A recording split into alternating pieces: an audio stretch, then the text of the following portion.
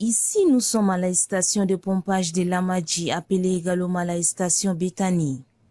Une station désormais opérationnelle en pleine capacité. Située dans la commune du 10e arrondissement de la sortie nord de N'Djamena, cette station est le carrefour de convergence des eaux de plusieurs quartiers de la capitale.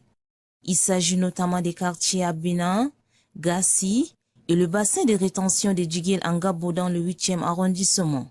Elle est dotée de 2 générateurs de grande capacité et de 2 autres unités de secours. L'évacuation des eaux est évaluée à une capacité d'1 mètre cube, soit 1000 litres par seconde. L'efficacité de cette station de pompage dépend non seulement de ses capacités techniques, mais également de l'alimentation électrique fiable. C'est pourquoi elle est régulièrement entretenue pour fonctionner à plein temps.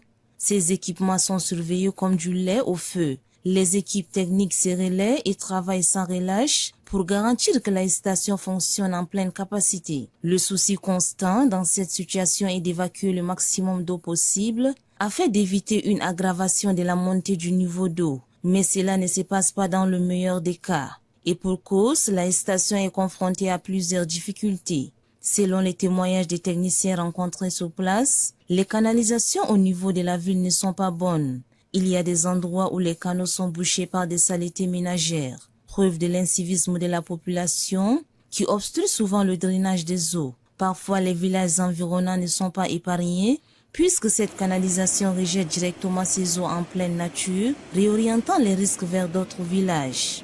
Du côté de la station de pompage de Lamadji, le fonctionnement est optimal, mais elle est en deçà des capacités requises. Cela ne peut épargner N'Djamena des inondations. Il y a donc une nécessité de revoir les systèmes de gestion des eaux de la ville. Seule une approche proactive pour des solutions durables pourra protéger efficacement la capitale tchadienne des aléas d'inondation. Les techniciens appellent la population à aider le gouvernement dans cette lutte pour éviter le pire. Face à la quantité d'eau, il faut que le gouvernement trouve les moyens d'augmenter les capacités des machines de sorte qu'elles puissent propulser plus de mètres d'eau à la seconde.